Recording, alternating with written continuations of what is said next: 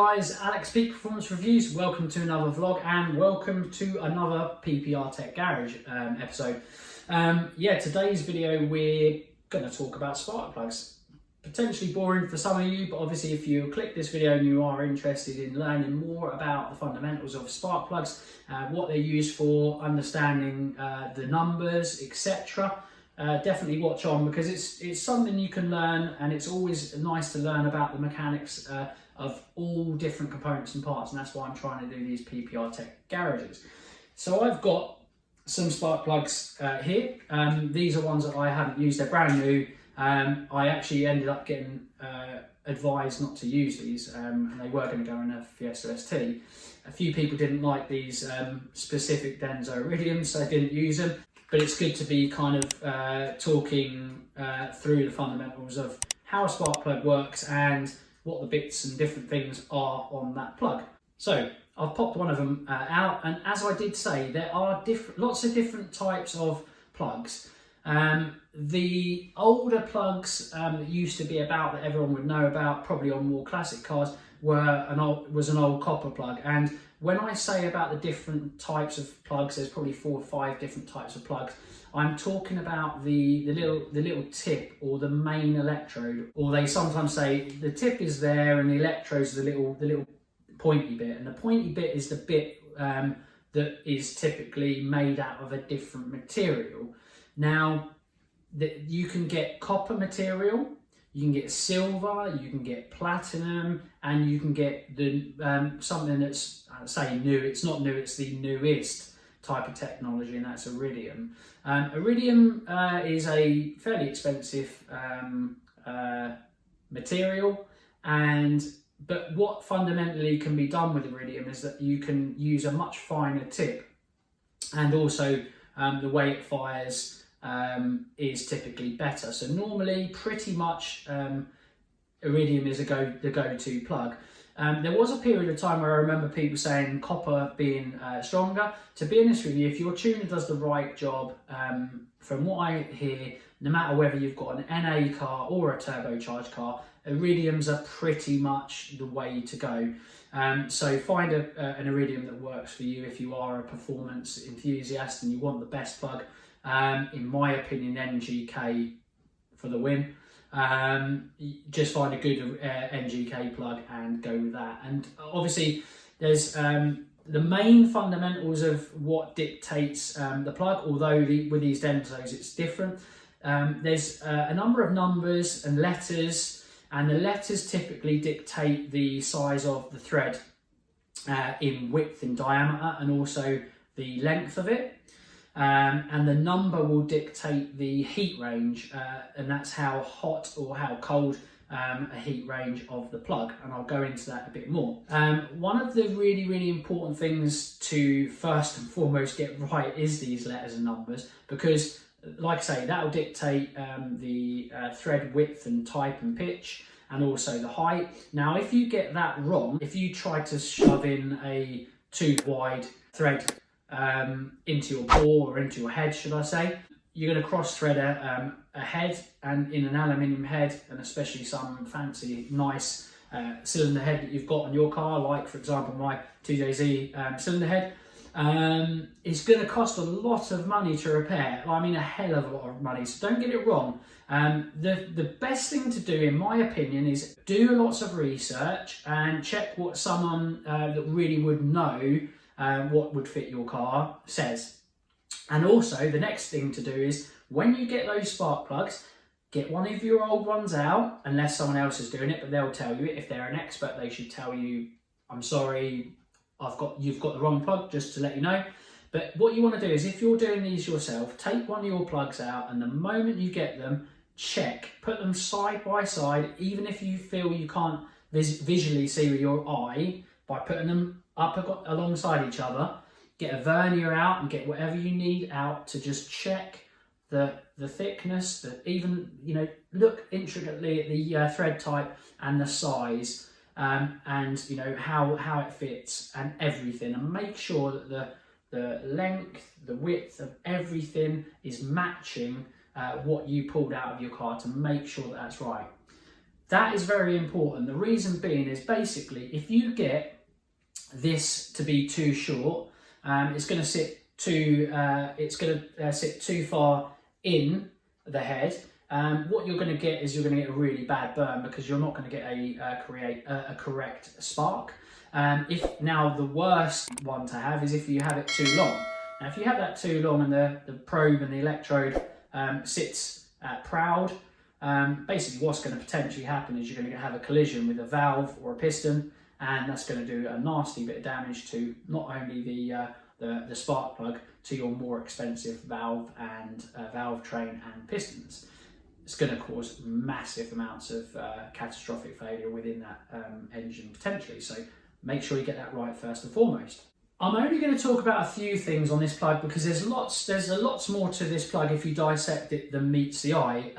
But fundamentally, most of us only need to know about the thread and the electrode and the tip, the internal core, and also the top, which is called the terminal. And the top of the terminal, which is this part here, it's gold. You can see it on here.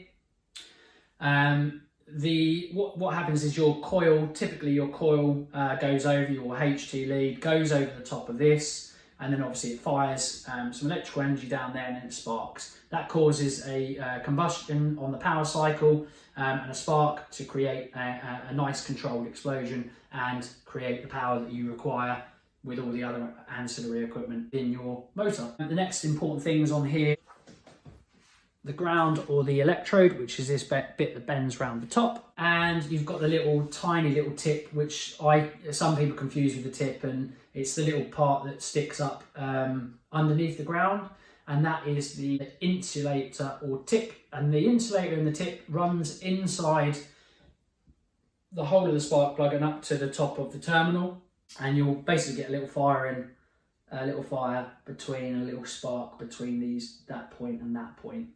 On some spark plugs, you will also get, where this one is tapered, I'll show you, you can see there's a tapered edge just down here. Some spark plugs have a sealing ring or like a crush washer, which is basically like a gasket. And when you basically thread it down into the head, the crush washer or gasket seals and crushes. And that creates the sealing there. And you probably noticed that on some spark plug boxes, sometimes they give you you basically get the point of where you get the on your hex nut, and you get it to a point where it's tight by hand. And then on some of these boxes, they tell you to do a quarter turn, a half turn. And in my opinion, I hate that. I think that's bloody dangerous, because if you've not got it quite tightened up, it could feel like it was tight, but it's not quite. And you do half a turn or a quarter turn, and you've just not tightened it up enough. However, this one does thankfully give a Newton meter range depending on the size of the thread that you've got there. So look at the sometimes either a little instruction manual that you got on the box, or a Newton meter and a torque setting on there. And in my opinion, torque settings are the most important. Get a socket on there, and I'll show you in a minute, and torque it up to the required torque. And the reason why I say that is, especially on an aluminium head, the difference between, like say 10 Newton meters and being under torqued can be either absolutely completely annihilating an aluminium head and ruining it, and it not sealing properly. So it's very important. Make sure you torque these spark plugs in to what is required and what they say on the manufacturer settings. And actually, heat range is quite an interesting one. Heat range is dictated by actually where the tip is and where the top of, or where the sealing ring is. Obviously this one doesn't have a sealing ring, but it has a tapered edge, so it'd be from the tip to the tapered edge, or somewhere around the tapered edge.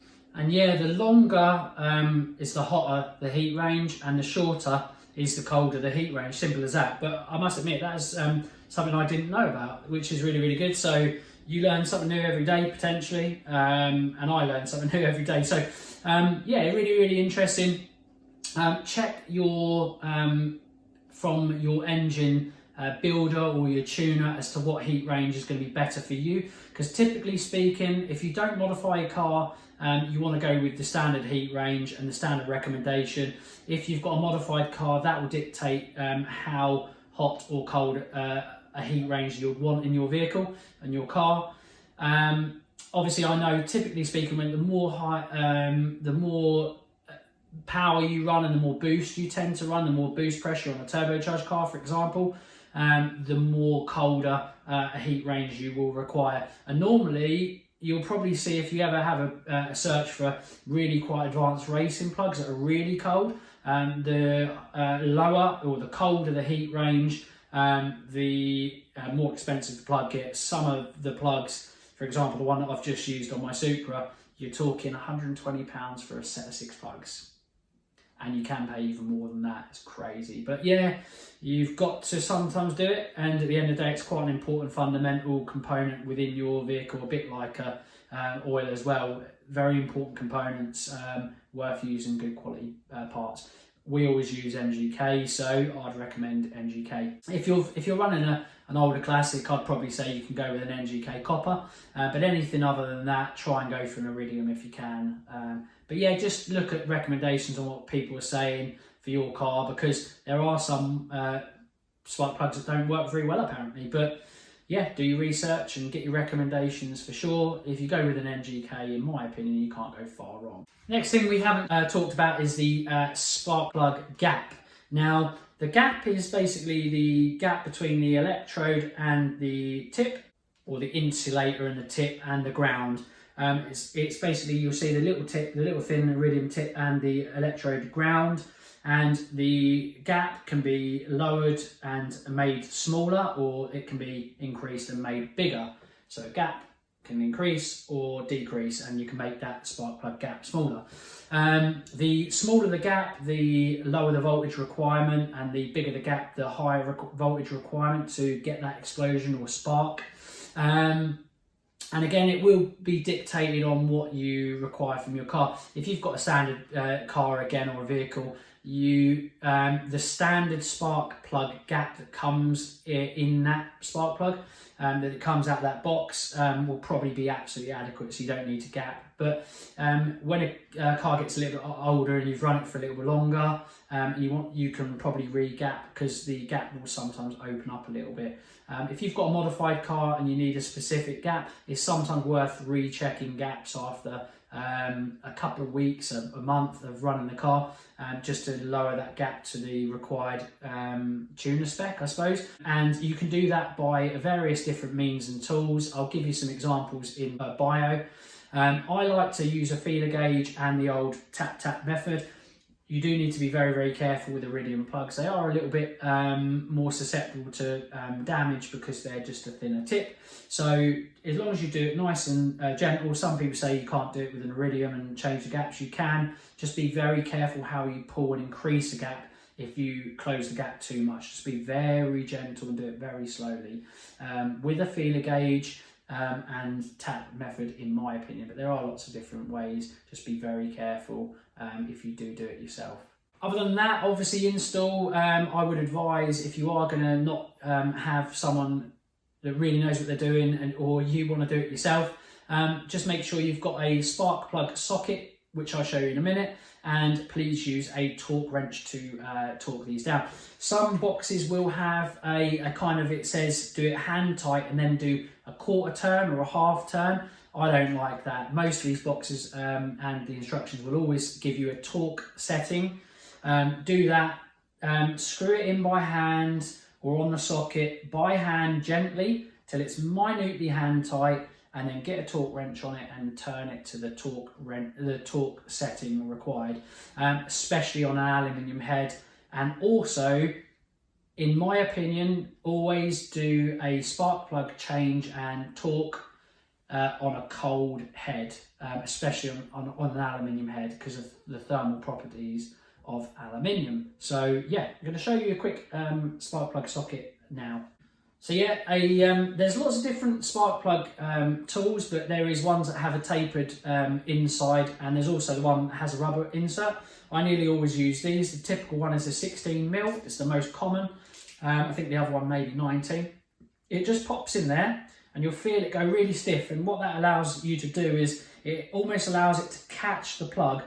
As the thread is released when you take it out of the head, there's a potential that if you just use a normal deep socket, the plug is just going to keep falling down into the head and you're not going to be able to get your fingers in, or unless you use sometimes a long nose plier, which I'd still advise not to.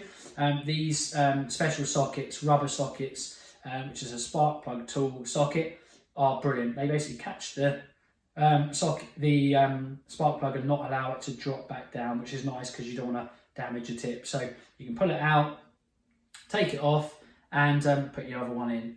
Like I said, it's worth doing it up just so it's hand tight, and then obviously get one of these, your torque wrench, and torque it to spec. Yeah, that is it. If you've got any comments for us, hit us up in the comment section. But that is the fundamentals of a spark plug. I hope you learned something. I hope you've enjoyed.